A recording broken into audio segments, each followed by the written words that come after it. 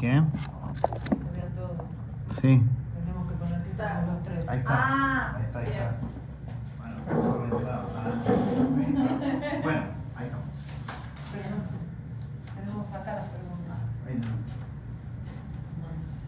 ¿Querés sentarte acá para que se te vea a vos? Ok. Porque si se escuchan nuestras voces no hay ningún problema. Bien. Pero a menos que se vea. Pero se tiene que ver a la persona que está en el Que nos tenemos que escuchar. escuchar. Tenemos que ver y escuchar todo bien. Eso es real. Perfecto, perfecto. Bueno, vamos acá. Buenas tardes.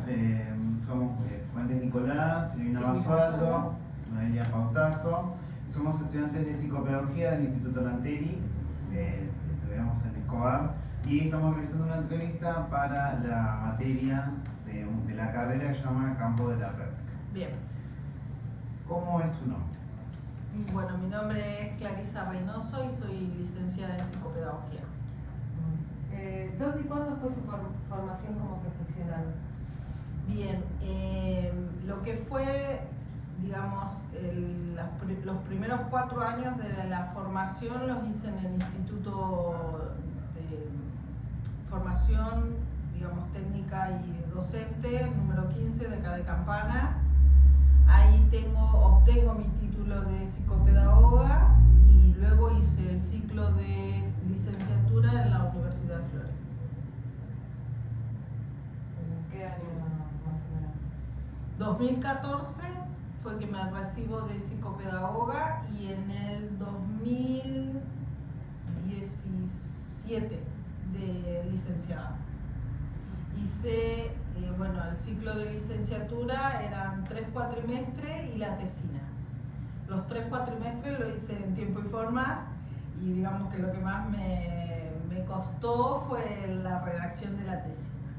Esto de sentarme y, digamos, poner en orden las ideas y poder explayarla en la hoja. Bueno, a veces uno lo que tiene pensado y después la bajada digamos, a la redacción, ahí es donde uno encuentra por ahí mayores dificultades o obstáculos.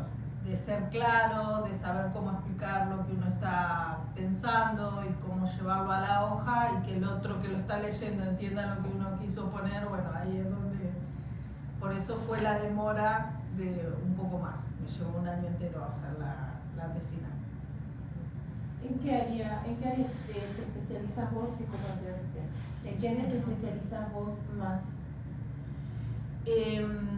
La verdad es que a mí me gusta mucho trabajar dentro de lo que es la discapacidad con personas con diagnóstico de autismo. En líneas generales es con la población que más me llega. Tuve algunos años trabajando en un centro de día con personas adultas con discapacidad y la verdad es que el trabajo fue muy gratificante, muy placentero. Y así que después fui como llevando de alguna manera el perfil de mi consultorio hacia esa área. Y la verdad es que en los últimos 2 años he trabajado con mucha población con diagnóstico de autismo. ¿Hay más diagnósticos de autismo, no es cierto, ahora hoy en día? Sí, en la actualidad a veces creo que hay como una sobrevalorización de lo que es el diagnóstico de autismo en el sentido de todo niño que no puede relacionarse con el entorno muchas veces es, digamos, diagnosticado con autismo. Y la realidad es que hay otras cuestiones y otras variables dando vuelta en la actualidad que para mí no ponen el peso que deberían en esas variables. En cuanto a que hay familias muy ocupadas, con poco tiempo para sus hijos.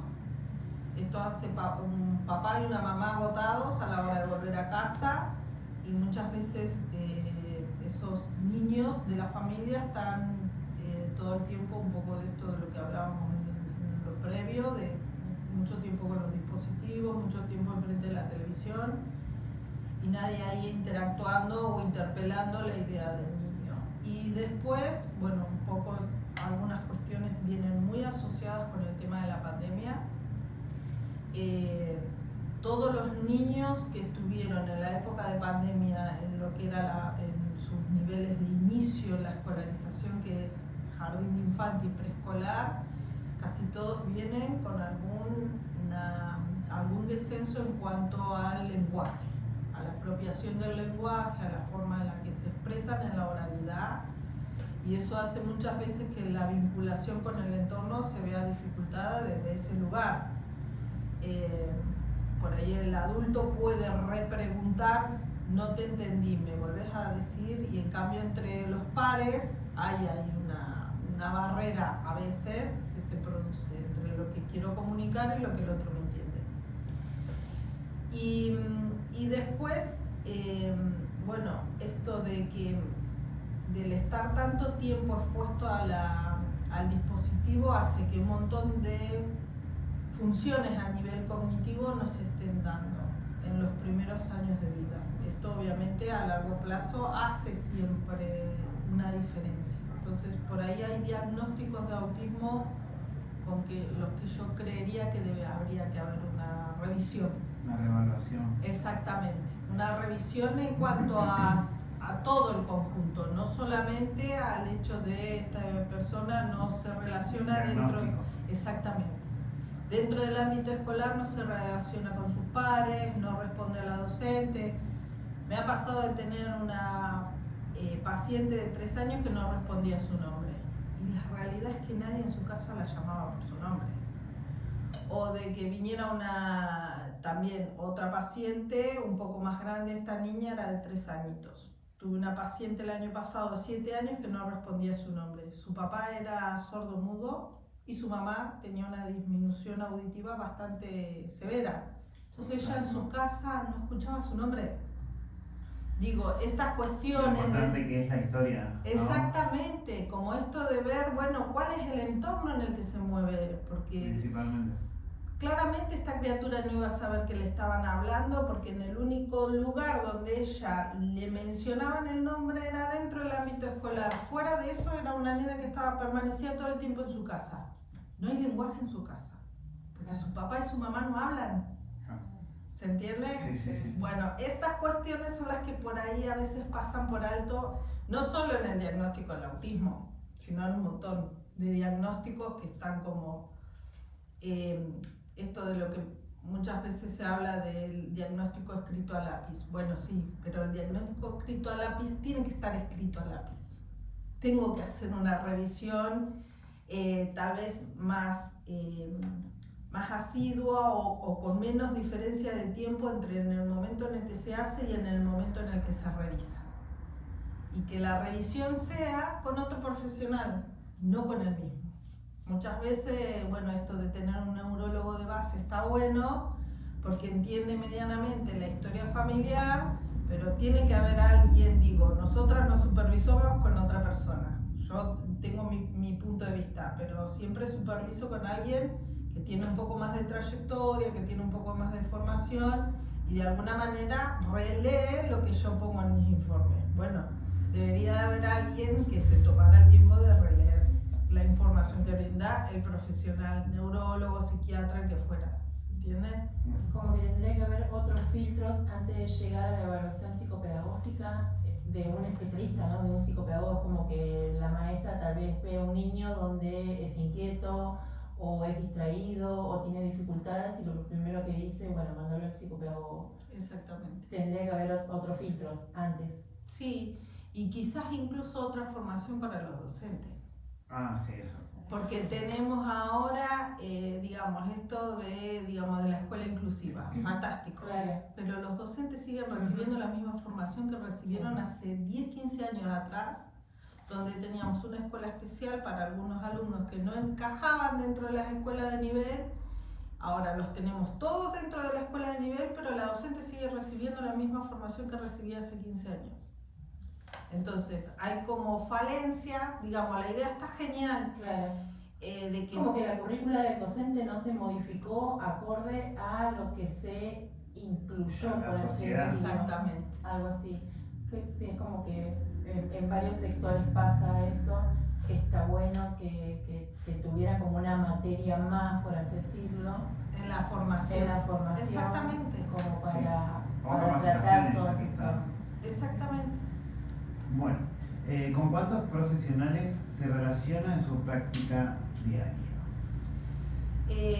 Con otros psicopedagogos siempre, incluso, bueno, no solo los del espacio, sino a veces donde yo creo que hay quizás un profesional que tiene más trayectoria, por ejemplo en esto, ¿no? A mí me gusta trabajar con personas con diagnóstico de autismo, intento relacionarme con gente que más o menos está en la misma área, después con psicólogos, neurólogos, pediatras, la escuela misma, docentes, porque obviamente lo que yo observo del sujeto dentro del contexto del consultorio no es el mismo que el ámbito escolar.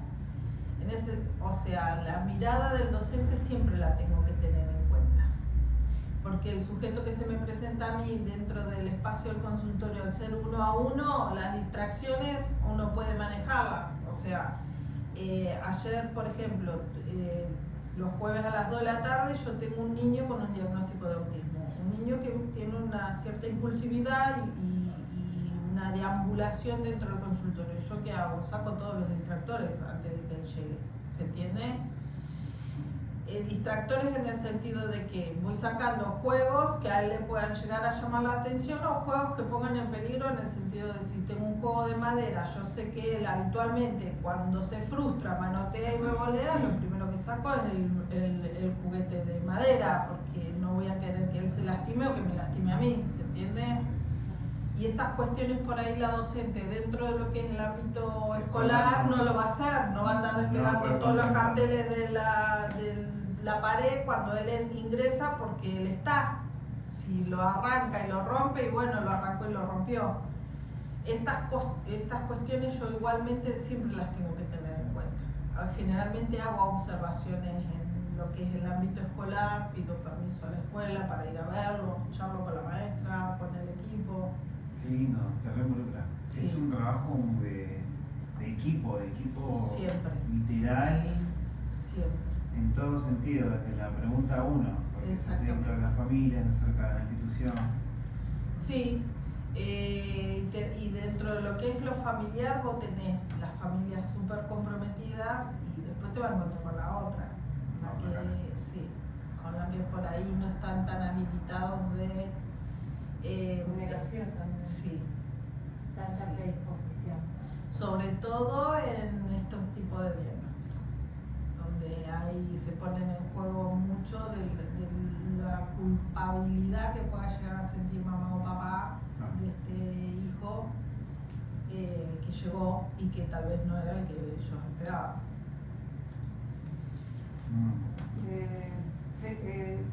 Según lo que ves en la práctica diaria, ¿cuáles cree que son los desafíos que más se enfrentan las familias en las instituciones? Lo excluyente que puede tener la escuela, la institución educativa.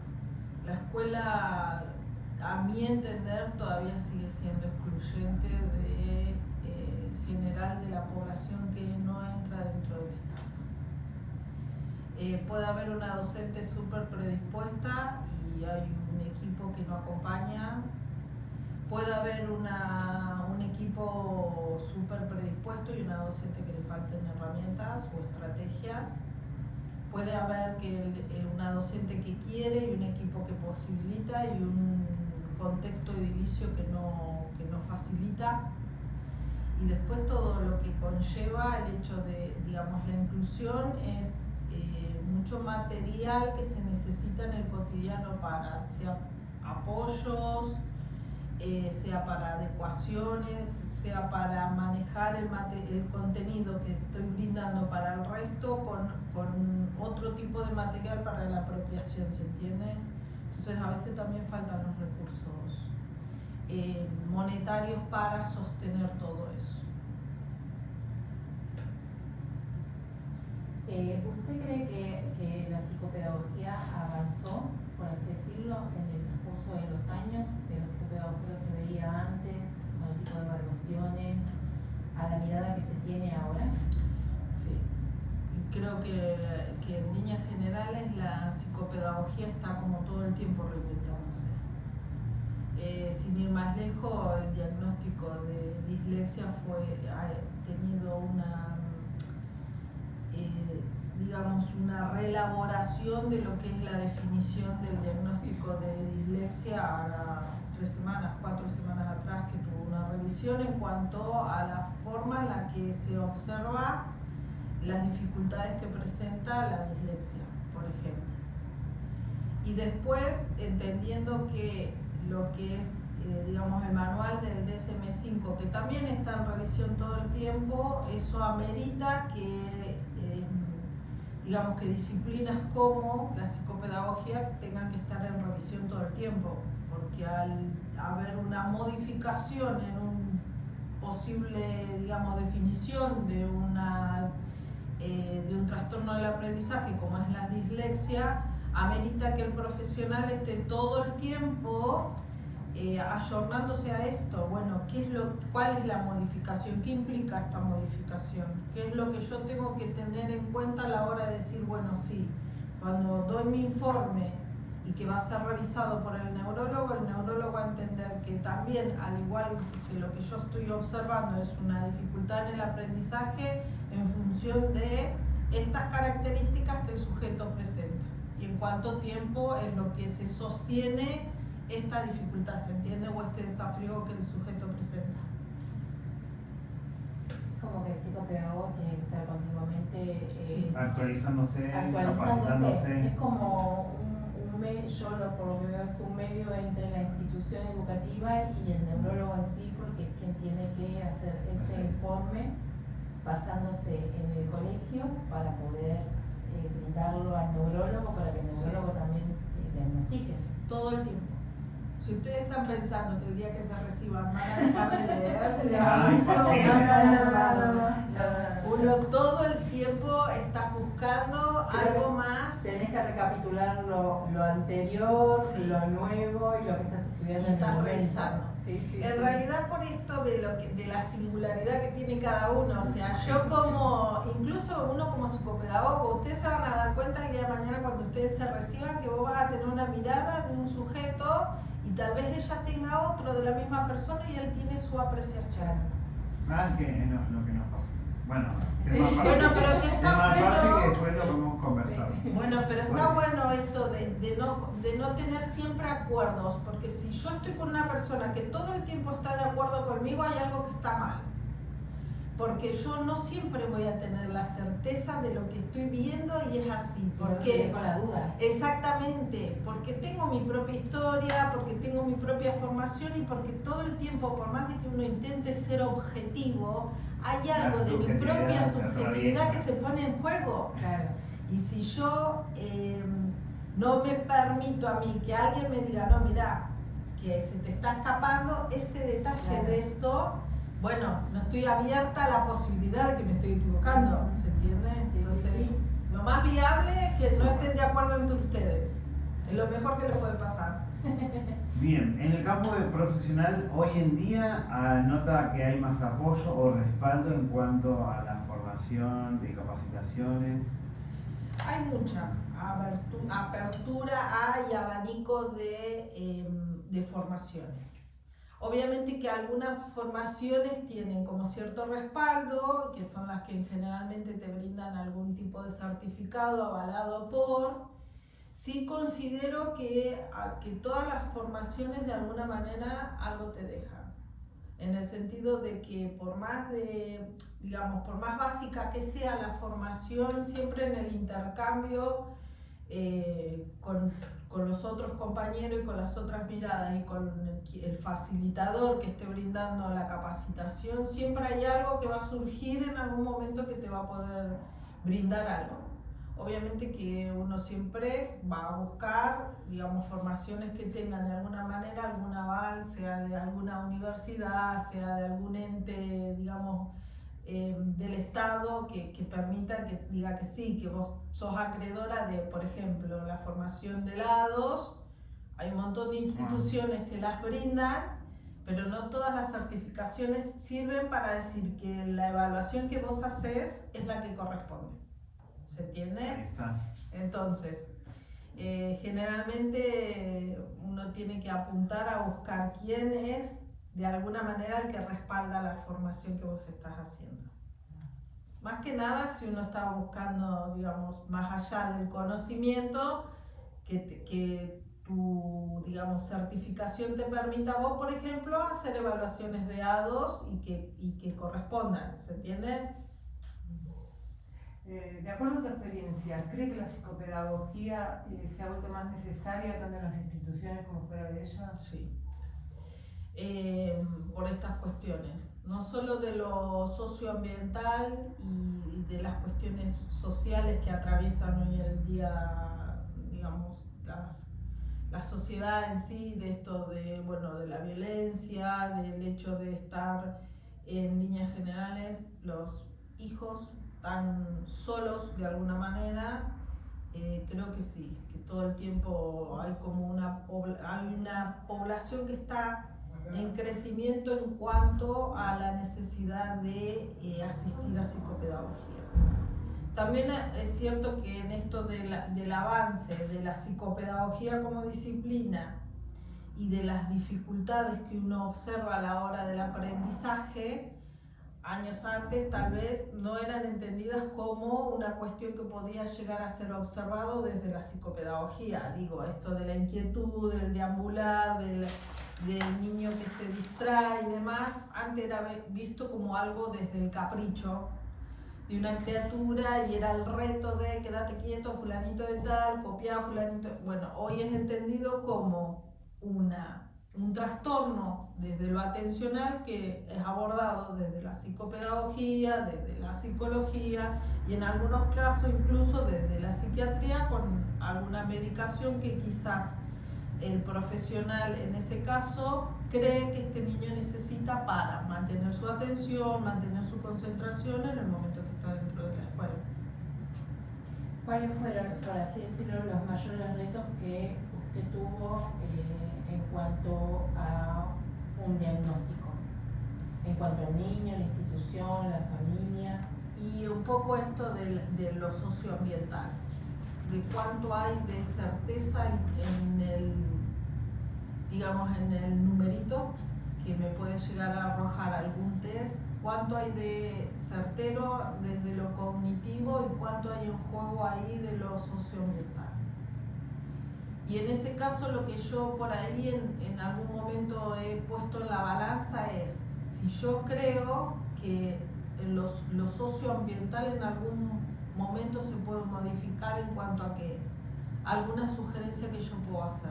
Le puedo decir a la familia desde lo más básico, esta criatura necesita las 4 comidas diarias, levantarse en cierto horario para poder almorzar, poder desayunar, almorzar antes de ir a la escuela, y que yo entienda que esta familia va a tomar esta sugerencia y la va a poner en la práctica. ¿Por qué? Porque después te vas a encontrar con familias un poco de lo que hablábamos hace un momento, que haces la sugerencia y esta criatura se sigue levantando a las 12:30 para la 1:45 salir corriendo para ir a la escuela. Claramente esa criatura cuando se sienta a la 1 de la tarde recién se está despabilando. Entonces, en el momento en que se está sentando enfrente de la docente a prestar atención al contenido que la docente le está brindando y a copiar, y más de una vez la verdad es que no tienen nada en la panza, durmieron mal, se durmieron a las 4 de la mañana porque se quedaron con el teléfono mientras papá y mamá se durmieron, ellos le robaron el teléfono y se quedaron hasta las 4 de la mañana jugando los juegos. Entonces, hay una cuestión ahí dando vuelta donde quizás el test que yo le tomo me brinda a mí, digamos, objetivamente algunos números desde lo cognitivo, pero también hay otras cosas que se ponen en juego ahí. Que si es un trastorno atencional y si se duerme a las 4 de la mañana con el dispositivo, esto se va a ver exacerbado. La rutina es importante Siempre. que venga desde la casa, ¿no? Sí. Que la familia, más allá del diagnóstico que tenga, es importante. Siempre. Como decís, para el funcionamiento escolar del chico y para el funcionamiento cognitivo que tiene que tener ante las dificultades de todo. Siempre. Por así decirlo, es como decir, si tiene sueño no va a prestar atención y no por eso es un chico distraído. Exactamente. Es como que probemos primero hacer una rutina en casa, basándonos en esa rutina no solamente de los alimentos, sino del tiempo de descanso que tiene para que funcione bien en el cole. Exactamente. Algunas cosas, obviamente, vuelvo a decir, cuando yo tengo un trastorno atencional hay algo de lo neurocognitivo funcionando ahí. El tema es cuánto de lo neurocognitivo Claro. hay y cuánto pesa lo socioambiental en ese contexto. ¿Se entiende? Entonces, en esos casos yo suelo hacer una mirada de brindo las estrategias, la familia lo pone en juego y esto se sigue sosteniendo, bueno, sí, obviamente voy a poner los resultados que me brindó el test, pero además voy a poner las observaciones desde mi punto de vista. Este sujeto con este contexto familiar sostiene esto en todo el proceso de la evaluación. O si hubo algún cambio, una mejora en función de decir, bueno, le hice la sugerencia a la familia lo puso en práctica y hubo un mejoramiento en cuanto a que al sostener la actividad, de decir, bueno, este sujeto que permanecía 2 minutos sentado logra sostener una actividad de 15 minutos y hay una mejora, ¿se entiende? Entonces yo esas cosas en el informe lo pongo y se lo brindo al neurólogo, le brindo la mirada. La realidad es que después, en el caso de los trastornos atencionales, el que va a poner, digamos, la firma y va a decir, este es el diagnóstico, es el neurólogo. En algunos casos va a hacer, digamos, hincapié en lo que yo estoy diciendo y otros van a observar solamente el numerito en los test. Pero bueno, eso queda a consideración del profesional tratante.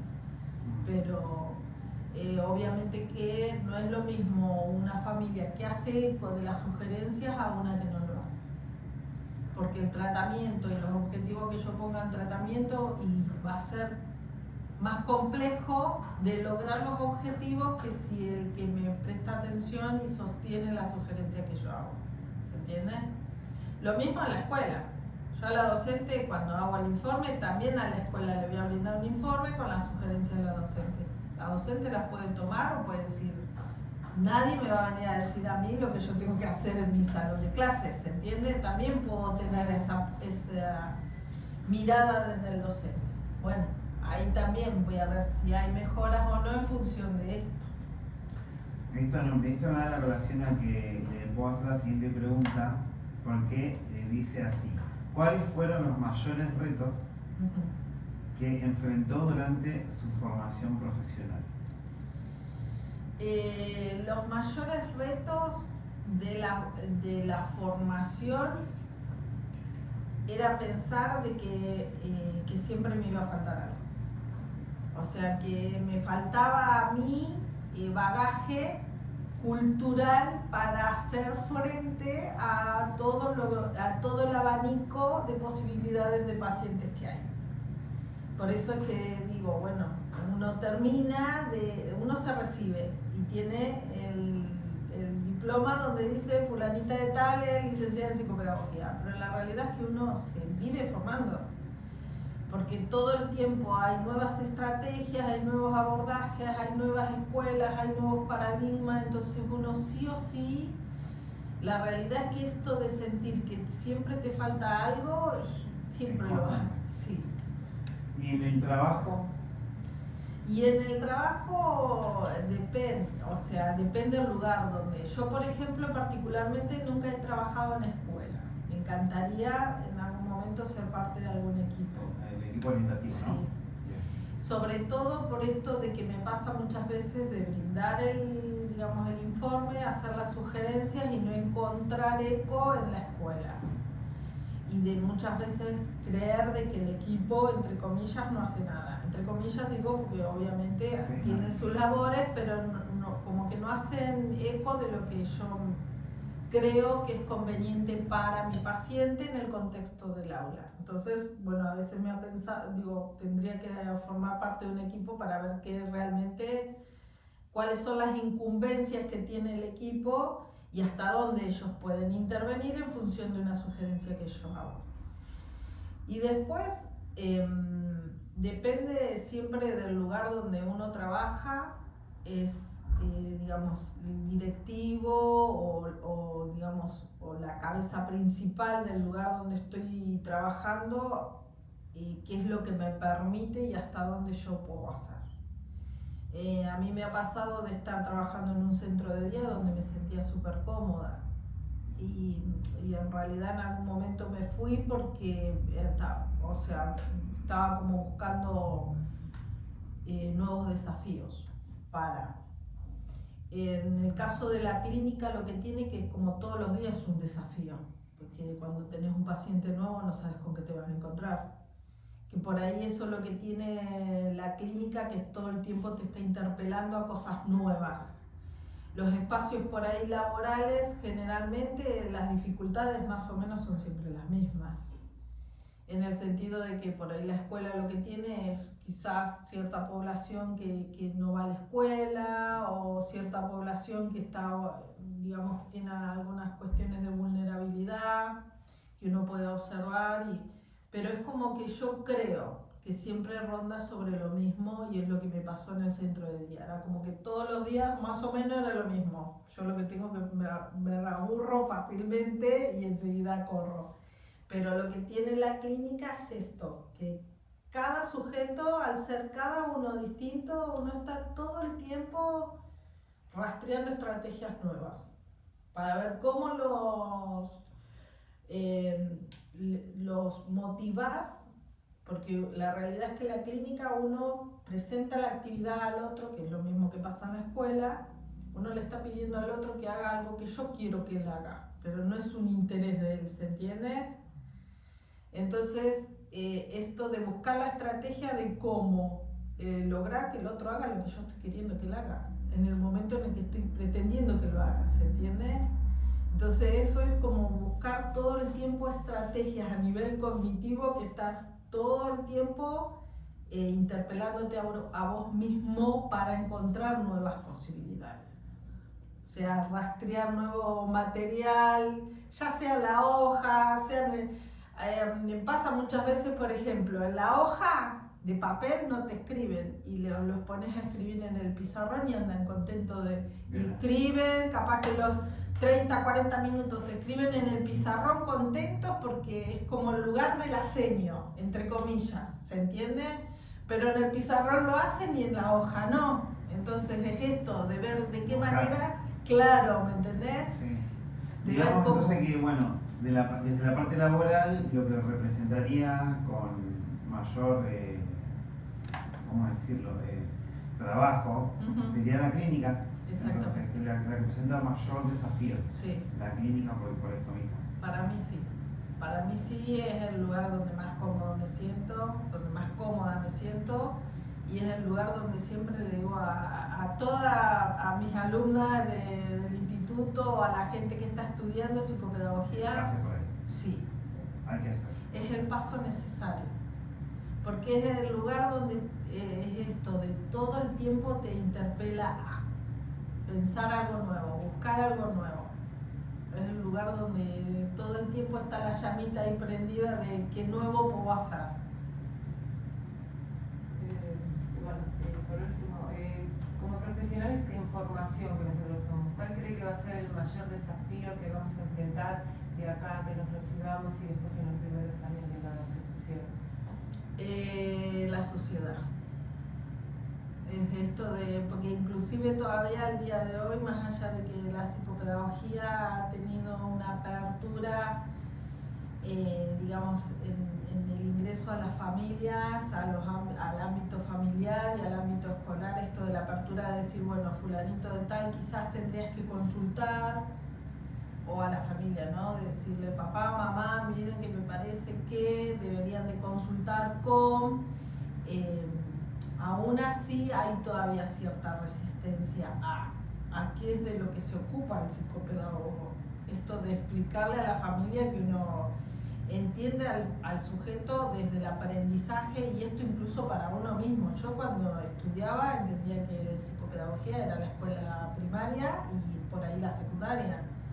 Y en realidad después uno va entendiendo que es toda la vida, desde los primeros aprendizajes del sujeto hasta el último momento de su vida. En algún momento he transitado incluso por hogares de ancianos ancianos. Y la verdad que laburar con adultos mayores para mí fue una experiencia muy gratificante, porque el adulto te espera, igual que la persona con discapacidad. O sea, el centro de día tenía lo mismo. Esto de decir, vos no vas un día y al otro día te reclaman por qué no fuiste, porque ellos te estaban esperando. Los primeros momentos no es fácil, porque el adulto mayor en líneas generales lo que tiene es que ellos no te van a hacer lo que vos les digas, porque vos sos más chica que yo y vos no me vas a venir a decir lo que yo tengo que hacer. Pero después, cuando vos lográs el vínculo, el viejo, como quien diría, el viejo te espera y te cuenta y te charla, y capaz que te cuenta 10 veces lo mismo, pero te lo cuenta, claro. Entonces tienen esa entrega para con el profesional, que está, es muy lindo también de transitar por esos lugares. Entonces, la realidad es que, digamos, en líneas generales, el psicopedagogo tiene esto de encontrar el lugar que más le gusta trabajar. Vuelvo a decir, si bien he tenido como la posibilidad de andar transitando por varios espacios, me ha faltado la escuela, me quedo con la clínica por esto, por que te interpele todo el tiempo a buscar algo nuevo y novedoso, que para mí es lo que me mantiene interesada también. Pero en líneas generales es esto de qué se ocupa el psicopedagogo, que todavía no está tan claro. Así como en algún momento la psicología lo atravesó, esto de pensar que solo los locos iban al psicólogo, en el caso del psicopedagogo también pasa lo mismo, solo los tontos van al psicopedagogo, ¿se entiende? Entonces es esa connotación negativa que todavía sigue teniendo, que de alguna manera hace que todo el tiempo el psicopedagogo se tenga que estar justificando de la actividad que está haciendo. ¿Se entiende? Incluso por esto, porque vos muchas veces le decía al papá, jugamos a las cartas, y el papá te dice, ¿y para qué no te lo voy a traer para que juegues las cartas? Cuando uno entiende todas las cuestiones a nivel cognitivo que se ponen en juego, entonces vos le tenés que estar explicando al papá por qué te pusiste a jugar a las cartas y cuál era el fin que tenía jugar a las cartas, inclusive de recomendarle a ellos, el domingo a la tarde, en lugar de mirar el partido, ponete a jugar a las cartas con tu hijo. ¿Se entiende? Te hago dos consultas de acá. Los chicos vienen con diagnóstico y también salen con diagnósticos de acá. No siempre. ¿Los empresarios o no solo siempre? No siempre vienen con diagnóstico y no siempre salen con diagnóstico. Porque a veces la realidad muchas veces es esto. Me ha pasado de una mamá que me trajera a su hijo porque ella no quería hacer la tarea con el nene. Obviamente la consulta venía desde la escuela, este niño no presta atención, este niño no trae las cosas, el material que tiene que trabajar, las cosas que tenía que hacer. Y después me encontré con una mamá que no quería sentarse a hacer la tarea con su hijo, y que ella me lo traía 2 veces a la semana para que yo me sentara a hacer la tarea con su nene. Y en ese enfrentar al adulto de decir, bueno, vos en algún momento elegiste querer tener a este hijo, y querer tener a este hijo y tener a este hijo amerita de tu parte responsabilidades. Obviamente que el adulto responsabilidad de decir, mirá mamá, la realidad es que hay cosas que vos podés sentarte a hacer con tu hijo en tu casa, en el momento en que vos llegás a tu casa y le estés preparando la merienda, podés charlar qué es lo que hizo la escuela, qué es lo que tiene que hacer, y capaz que hay cosas que puedo hacer con vos y otras obviamente, que a veces el adulto no siempre sabe cómo ayudar a resolver a su hijo. Y está fantástico que el adulto entienda que no tiene todas las herramientas para acompañar a enseñarle a aprender, por ejemplo, cómo se divide. Perfecto, en ese caso, tráelo, yo acompaño ahí y busco la estrategia de cómo hacer para que tu hijo aprenda a dividir. Ahora, si tiene que leer un cuento, léanlo entre los dos. No me lo traigas a mí para leer el cuento. Entonces, en ese caso, no hay un diagnóstico. Lo que falta es un acompañamiento por parte de la familia. Obviamente que uno a la evaluación la hace y vos vas presentando los distintos test y te vas dando cuenta de que no hay ninguna dificultad a nivel cognitivo. Entonces ahí no hay, claro, más que esto de sugerir. Lo que pasa es que bueno, que en ese sugerir, como hablábamos hoy, es que te toma el adulto responsable de la sugerencia que va a hacer y cuáles son las que implementa y cuáles no tiene ganas. Esta mamá no tenía ganas, por la razón que fuera. ¿Se entiende? Pero bueno, lo siguió trayendo hasta diciembre y al otro año no lo trajo. Cambió de psicopedagoga. Y sí, porque si no me iba a tener a mí todo el tiempo diciéndole, mamá, sentate a hacer la tarea con tu hijo. ¿Se entiende? Bueno, esas cosas pasan y tiene la clínica. Esto de lo que a veces yo digo, bueno, uno por ahí a veces tiene que conservar la diplomacia o la cintura lo mejor que pueda. Pero bueno, hay adultos que por ahí, la verdad es que muchas veces uno termina renegando más con las familias que con el paciente, a pesar de que el paciente muchas veces vienen y te cuentan que es el peor de todos. Y después vos te encontrás con un sujeto que es divino y que es adorable y que te cuenta sus cosas y que vos decís, no es la criatura que me contaron. Es escuchar, es prestar un poco de atención, el oído, la escucha atenta, esto de decir, me cuenta lo que le pasó con el compañero que se peleó con el mejor amigo, me lo contó y después hacemos lo que teníamos que hacer. Pero primero tengo que escuchar, tengo que prestar el oído y estar ahí atenta a lo que me está contando, porque lo que me está contando significa algo para él. El adulto a veces está tan ocupado que dice, déjame de hinchar, tengo un montón de cosas para hacer, no me rompas, porque ¿qué me importa a mí que te peleaste con fulanito de tal? Y bueno, la realidad es que son esos 5 o 10 minutos que uno presta el oído para que descargue y organice las ideas y vea cómo lo puede resolver y después seguimos con lo que tenemos que hacer. Gracias. Bueno, muchas gracias. La verdad, Un placer. El tiempo y todo. Bien. Bueno,